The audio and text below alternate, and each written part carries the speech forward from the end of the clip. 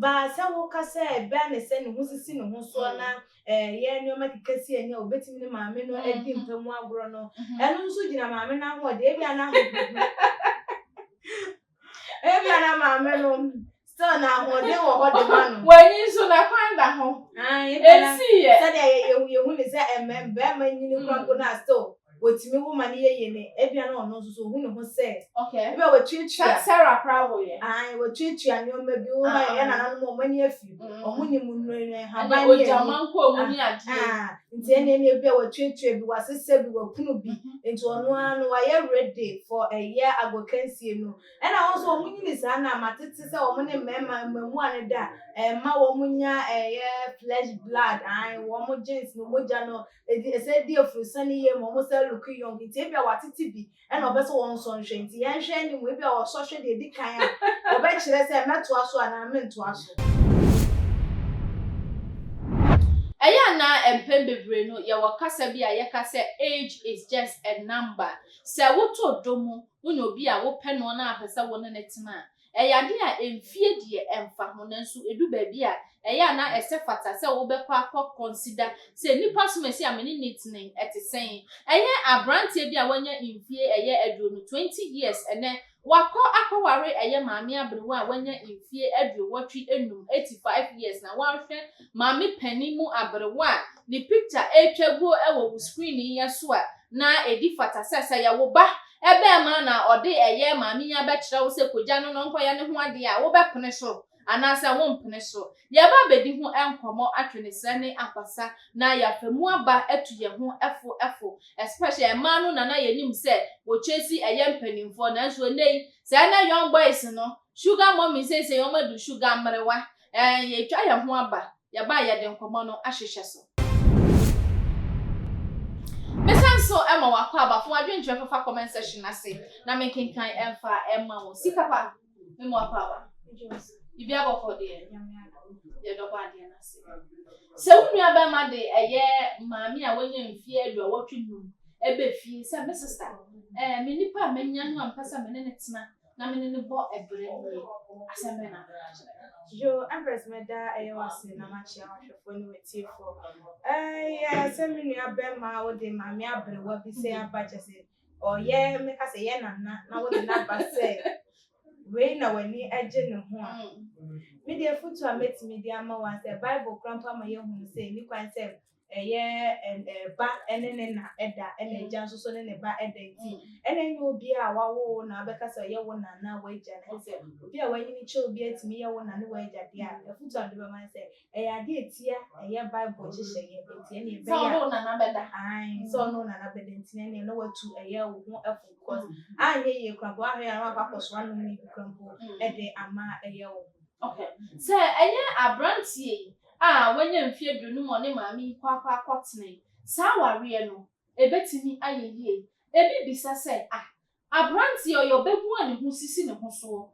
ne niema ekekani a maami yo betimi ne na di mpamu agro on se de wo ka se ya aware ebe ye aware de on se ejina nipa mienu eso ejina ntiase a wo mo emienu ebewo ene ebe kire se aware ni ebejina na se ejina ye hu mpenifo mienu a wo ma aware ye ne so enin na aware ni gu ye hu mofra so ye hu wo se we mo de o ma aware ye encheza so o ma dwum ye ha ne so o ma aware ye aba be nyina dum pempen so bi a wo mo eyeden e de ko eye ewo mu nti aware ne de se ebejina ana ejina nipa mienu na wo mo ka wo ho abom se ekunu ne wo yere no wo mo entem ba se wo ka se be ne se ne ho sisi ne ho so na ye ne o makikasi eni obetimi ne maame no edi mpamu agro no eno nso gina maame na ho de bia na ho bia na maame no still na ho de wo ho de manu wani nso na kwanda ho esi ye se de ye hu ne se be ma nyini kwanko na still wotimi wo mani ye ne ebia na ono so hu ne ho se okay ebe wo twitwa Sarah Prawo ye wo twitwa ne o ma bi wo ya na no mo mani afi o hu ni mu nre ha ba ni ojaman ko omo ni ade nti ene ne bia wa twetwe bi wa sese bi wa punu bi nti ono anu wa ye ready for a year agokansie no e na wo so omunyini sa na matete se wo ne mema mamu ane da ma wo munya flesh blood ai wo mo jeans no moja no e se di ofusani ye mo se look young nti e bia wa tete bi e na obeso won so nhwe nti ye nhwe ni mo e bia wo so hwe de di kan a obe kire se meto aso ana mento aso but e bia wo hwe picture no na wo hwe abranti a ofi eye ne nana pania no a adwin be pa na ba utiri mu first abranti na utiri mu se enye na adwin mu ne kanu a na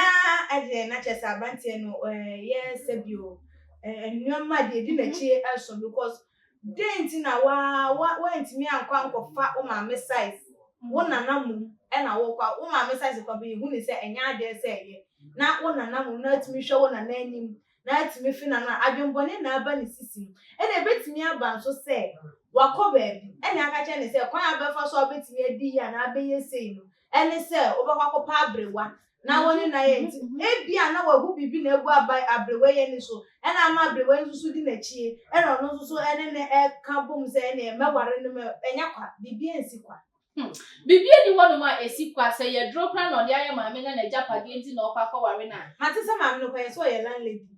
anti ne bia wo na japade nsusu nya e se ma me ni manyina wa abochire wo mo mfa eye sika anya hwe wo mo mfa nyi nya hwe enti wo hu ne se ma me ni hu aha na je se nkrofo e na di ma me na japade be di nsehunu enti na obeware no na ma me hu a ye de wanya wujade na je se watimi dia reges watimi dia reges no so watimi dia start eye bibi up for himself but anyo me bi unu mo ho no ma na wa dwen mienu ohun se enye bibia na wo so wundi echi because of sikenti na je se bibia enti no wudi eye echi ahonya di enti eye den amami ne dia wo wei so wo be we nya de se de e ka no ho e de akọ enti anyem bia wo so wa dwen wa hunu se wonu pa ade ne ye ne dia mpo wo be wo ma ye mfa nka no na e ba be di me side dia e na me nso na me betina ware na se na anyem bia me nso mi wo ahwan na e obi eni ho ma ode ebe ma wo akua mami se wa ware wo ma ana se ni kumpo afiri mu no waye okunani besi ne na so wo ma na sa wo ye ne maame a ode wo papa ebre wo a akua ba jina tum on so odo asam de aya na wontimi nka ne aka no kre wo be ji atum me de tum me jintum say na ye me ntimi jintum wo timi fa ne se wo papa da bi na me be friend say da ketwa dey me friend da na me friend here because me hwe wa e bia ye nyina ye boti pen wo 20s mu me so me wo 20s mu enti me fra wo da ma ne nye ye e na me ntimi me fra wo hey e na me ntimi fa wo di me fra wo be wa ka se ma wo ma me ku ma me ku enti anu mom na ope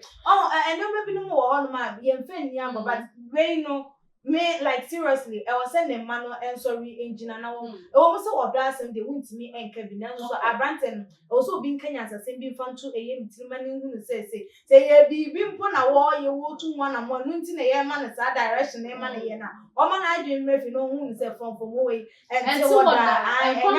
enkwa hunia because wo kwa ye ya na say de wo di wani edi eye eche wo ba kwa ka say ya na ma me ma ne emu because enya de say ma me 85 years neba penny when me na say one kwa ni ma 50 wo benya oba be for say da ana oba ye oden na enu ntu oba na ode wani be ye fun oba ka say bia ne ma ne nyede emu ya de o kwa ya ne ba penny last born last time because ye issue bi ba ye young guy bi a chese wo no so no sa akokofa sugar mami na ne mane ba wo mo friend hey wo say adenti a chese ma me ne mane emu no wo me wan so ne me ya nyini che wo a wo be ware ne ma nti ebe de wo de ebu ama wo so say anka no po mo nkwala ne so de wo mo nye team fambre no wo mo mpampa ne say wo mo papa esan say wo na e ware eye ma me ne sabe o enya me bi no wo ho no ma enye logic odwe ho a wo nti asenti abrante no ma na ni na me nua be ma wo hwa ye na sa wo so ye wadwen se ma me panimu bi na ada ne so o mpadwuma kwa chiro enti adokro ma ati ma me panimu bi so di na japade e ha tuhufo papa ekwu asafo ma ne se odompa abrante betimi aye faithful ama ma me panimu o onye faithful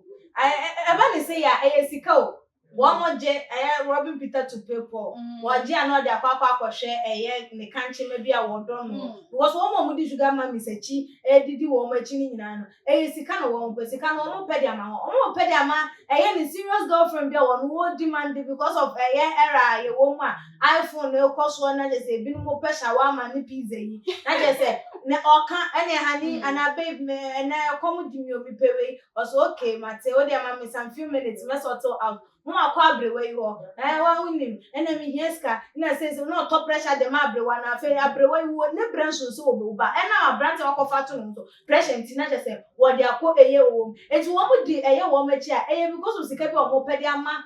wo mo girlfriends a wo mo ne wo mo den wo ho no na mo gongo pedi ma nya no obi mo na emre ndum bem so bi na kokọ gidi na kokọ ma wo ye wo bi na ne enjoy de kai hu so wo so kokora bom no sa na de be ye o ti ho pa na so bi wo ye edu a ye di si fa futuo fa ma ahwefo jo me kaka metimi aka ene se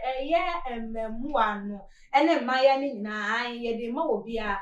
se sika ni bre ye pesika content ye pe hwanya na ye mum ye mfa kwan paso enya de se ye be ye ade se ye kwakwa ye adwumadin bi ni ye sika na mum ye pe wo wo sika no na ye de ho akwakwa twiri wo mo na ye wo ma wai de ama ye na ya wo mo na chese wo mo atimi enya de ama ye na so atimi de ye ade ni kan wo se sika no enya de se atimi de bobra papa bia wuntimi fa nya de papa bia because unim se wa ambre na wanya enti e be come on sir chilling kwa ha na wo spend wo ma no afa oba na wo spend wo no afa wo shop be ma no hu ni se abrante kwa mi na ji se bi onyansa di nyansa kra na ebi ni wo ebi eni ti san se wo kwaje di abra mi kai hu se se men so bi bedrum be so bi na mi be nya sika sa na obeje e de akwa mo bi nti ye ma ye ni na ho na ye mbre ni ye nya ya nkasa ye di eku ya meda wase na de ba kwa ya na rebo ni se